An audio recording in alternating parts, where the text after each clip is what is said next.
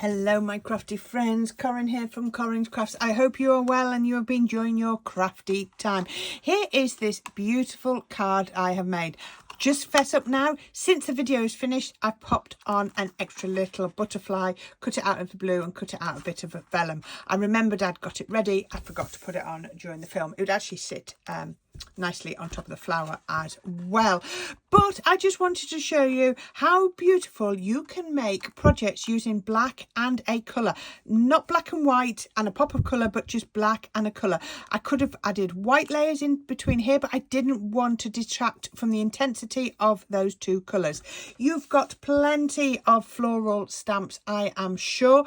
Find one, colour it in with whatever medium works for you. I've used alcohol pens, but you could be using watercolours, you could be using pencil crayons, you could be using your paint, whatever works for you. And it doesn't have to be black and blue together. Maybe you could be doing craft and white, craft and a different brown. Have a look and see what you've got.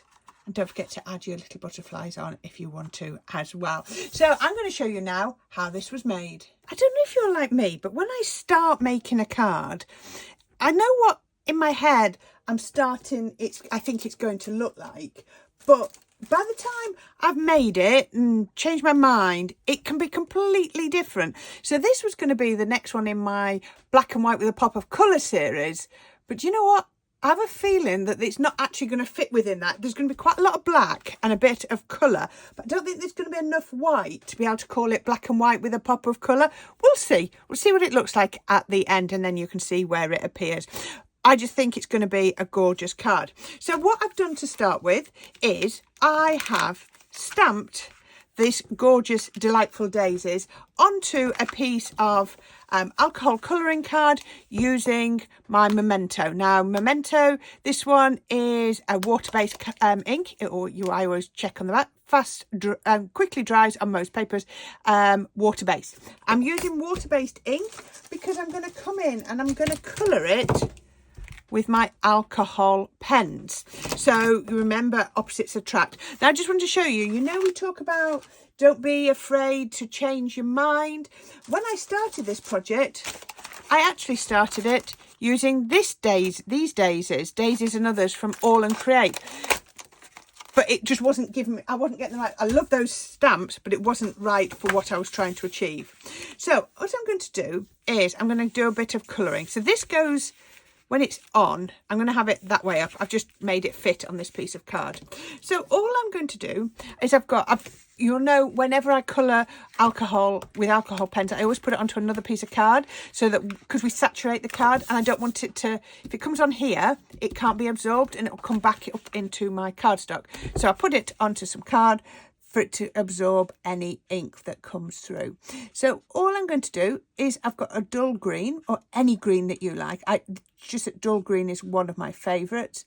And I'm just going to go all over this leaf and stem with dull green, just like that. Then I have to think, where is it going to be darker? Now it's going to be darker where it comes out from under that flower, but I also like just to do a little bit at the end. Now this leaf is going to be darker where it comes, where the stem shadows, and it's also going to be darker where this flower adds shade. Then I usually just do a little bit up the veining.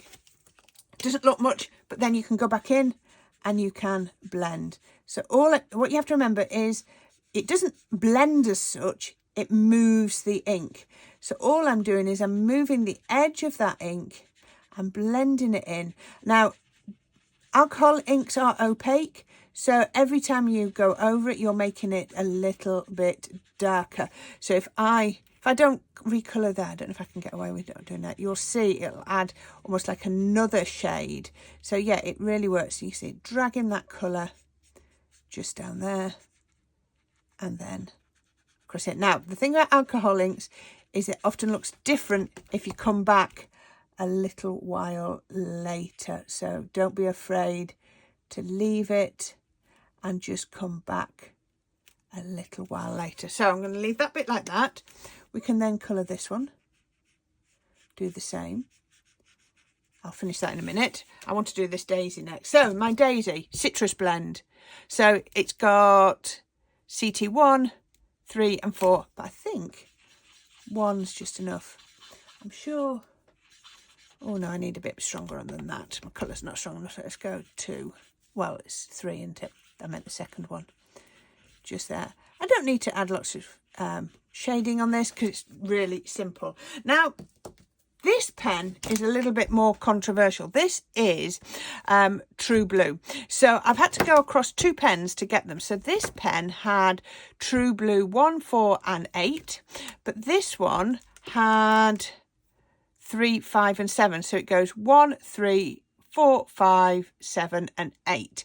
But I also found I've got a little bit of number 2 in this version. Same inks, just, you know, different colours. So I want to do my number 3 first.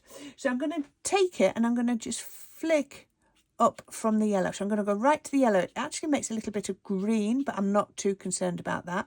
And I'm just going to bring it out. Remember, it's going to be darkest in the centre, and it's also going to be darker where the leaves over the petals. They're not leaves, are they? They're petals overlap. So just come round just on here and on there. Now that one's behind, so I'm just going to drag that up, and these ones are behind, so it's going to be darker there. This is going to come darker here and there.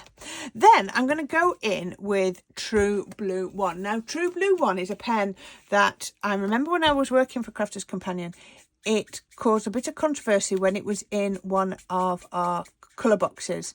The colour, I always forget what it's called. The boxes that taught you how to colour. Now, if you look at this, it is on there because it's shining wet. I can see it being wet, but it's almost clear. It is such a pale blue. Oh, look, I missed a little bit off there, didn't I? I'm always doing that. I missed a petal. There we go. But what it does do is it blends really well. So it blends that blue. It takes a little bit, but you can see I can work into there. I can drag that blue out, and you just need to just work it through, because like I say, it's almost not there, but I can see on here that there is a little bit on there. Now, you might have different alcohol pens. There are lots of different ones. I've also got another set of pens. This isn't blue. I've also got the Pro markers. I might start getting some of my Pro markers out because I think I've got the full set of those, and I love those. So I need to start doing some colouring with those. It's just that I'm naturally quite lazy, and these are right next to where I work. So yes, I need to have a look at my Pro markers, don't I, and get going on those. So I'm just blending. Now you can see it is definitely lighter nearer the edge, so it's definitely blending out. So what I wanted is, the look I was trying to get is that sort of blue intensity in the centre, because daisies aren't white, are they? They have that sort of intensity in the centre, but you can see on here, if you compare there to there, it's almost like got a grey tinge to the edges. So what I would possibly do is I'd maybe go in with a little bit of, this is number 2, and then just drag a little bit of that through as well. It just adds a little bit more in, but that's a bit dry. This is why I need to get my Pro markers out, because these are drying rapidly. Well, I do have some unopened boxes, so we could always go rooting in those, couldn't I? Just adding in a little bit more shade. As I said before, alcohol pens, the colour looks slightly different if you come back a bit later on. So let's just go in with a little bit more of that around the centre. Because I really want, it's going to give it that, it's going to look bowl effect by keeping it dark in the middle. Don't be afraid to do plenty of layers. It really does work. So I'm using 3 and 4. Yes, I am. I'm using 3 and 4. 3 and 2. Sorry, 2 and 3 at the moment.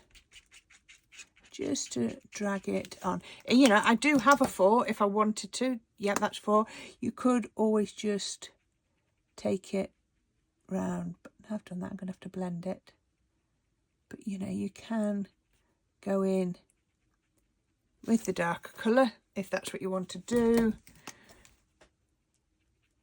Just there. Can you just see when I go over it, it just softens that edge there. And then I can just come back in with the number 1 and just drag that colour out. It's almost like a blender pen. It's not quite a blender pen, True Blue one, but it's almost a blender pen. And then you just have to keep going around and working, and it will come through eventually.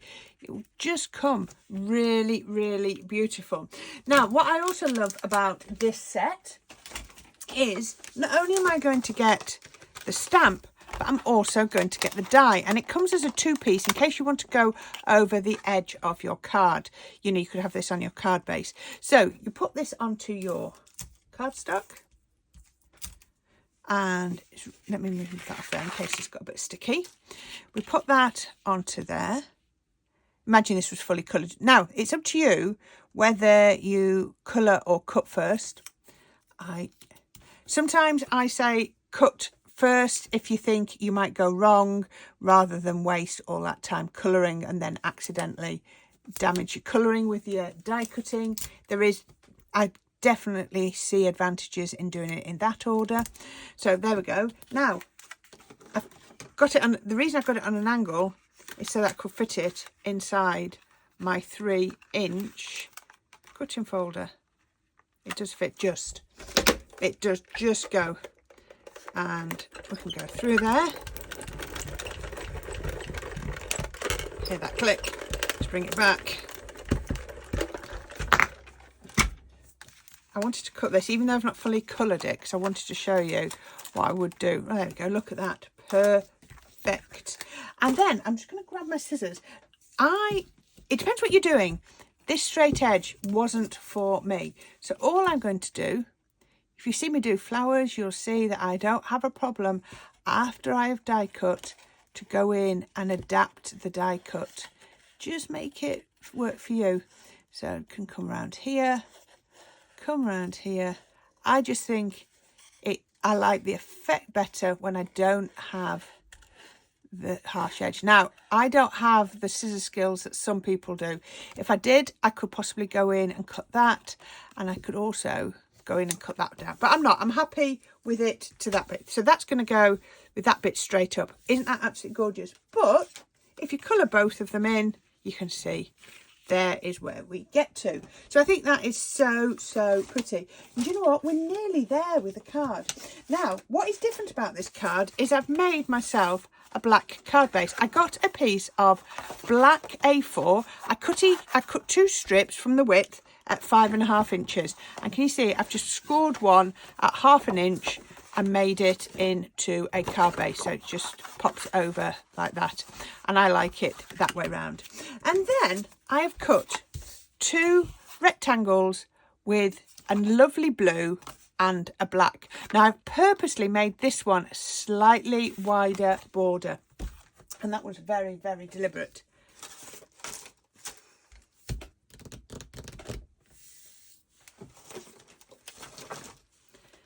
And I did that because it was at the bottom. So now I want to show you this. So these are going to go on top of each other. If I turn them over, you'll see I've put my tape in opposite directions. If I'd have put the tape going vertically on both of them, what would have happened is this tape would have dropped down into the gaps. But by doing this way, look, you can see I've effectively done a crosshatch with my foam tape. And that's going to make the card so much stronger. It's ridiculous how much of a difference it will actually make. So if you are putting foam tape on more than one layer, make sure you go in different directions. You go diagonally, whatever, so long as your foam tape doesn't go in the same direction on every layer, you're going to get a lovely effect. So nice black card. Then I've got blue. I think I've got 1.25 inches in total. If I was to put, let me just lift that up a minute, because you can, because I put glue. If I put that on there, that's 1.25 inches, that's 1.25 inches. So what's that give me? 1.25 inches is is 10/8, so it's 5/8, 5/8 there, 5/8 there, and 5/8 there. That just took me a minute to work out. But you could do it as an inch, half an inch, 3/4 of an inch. It's entirely up to you. There we go. That was quick maths, wasn't it? Trying to work out how many eighths in an inch and how many eighths in 1/4 of an inch and divide it by 2. There we go. That worked. All right. So I'm going to put that one on there. And then I'm going to pop that one on there. Now, I could have gone in with a white layer, but I wanted this to have an impact. Now, that feels really strong because of that foam tape.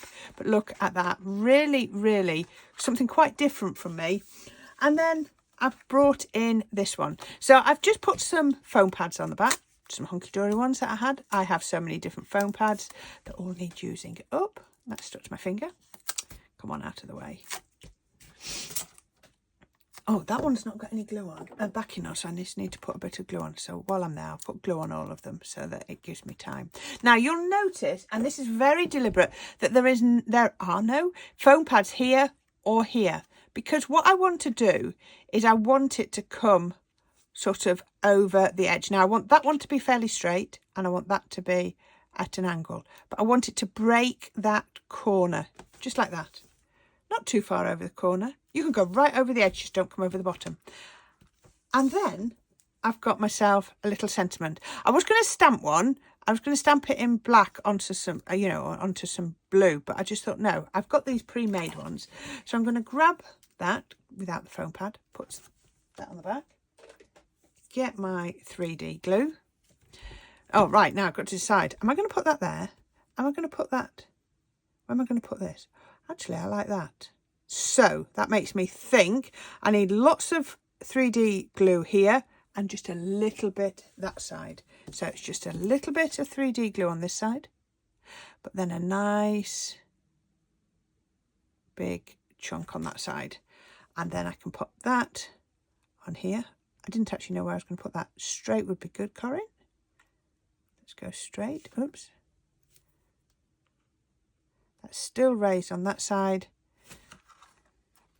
Don't know if you can see. Can you see? Look, nice big bit there, little bit there. Just holds it level. This is why I like 3D glue. Yes, I'm lazy, but also because it gives me those options. Now, I found myself a couple of sets of gems. Now, I don't know which way to go. Which way do I go? Do I go with these diamante style ones? There it is. Well, this will be a good one to test with because it's not very sticky. It's got a piece of thread stuck behind it. Do I go with diamante? Or do I go with the paint ones? Or which ones do I use? I wanted to use the paint ones, and I think I am going to use the paint ones. Put that back on, so I've not wasted it. I didn't press that down, so I want one of those. Oops. Just there. I need some more of these. I'm nearly out. What's stuck to the back of there? And one of those just there. And then I can do a little one just up there. There we go. I could do 5. I've got enough, but no, I think 3 is enough. And there you are, today's card. I really like that. So a little bit of inking. Can you see how much softer and prettier it looks by just cutting into that instead of having that straight line at the bottom? That's absolutely, it was right to have that straight line because it gave me options. But I think that looks better. And there you are, card finished. Lovely bit of colouring, lovely bit of black and white. You see, it's not black and white with a pop of colour, is it? It's the first one that I've done that sort of really got that black to give you that wow. Really, really like that. Well, I hope that helps. Go and have a look at what stamps you have got, because I'm sure you've got some stamps in your collection. If it doesn't come with a die, then just fussy cut it out. You don't have to have the die. I had a die, so I just thought I would make the most of it. But just go with the black. If you don't have black card bases, do like I've done and create your own. But I just think that is so, so pretty. Really, really effective. So I'll leave it there for you today. Please don't forget to click on the links below. I also have my Buy Me a Coffee link down there. But at the side, as I always say, I'm going to put a link to some previous videos. And as always, thank you to everyone that has subscribed recently. I really do appreciate and see every one of you. But there will be a link there if anybody hasn't subscribed yet. But until the next time, thank you, my friends, for watching. I hope you have enjoyed that, and I'll speak to you all very soon. Bye for now.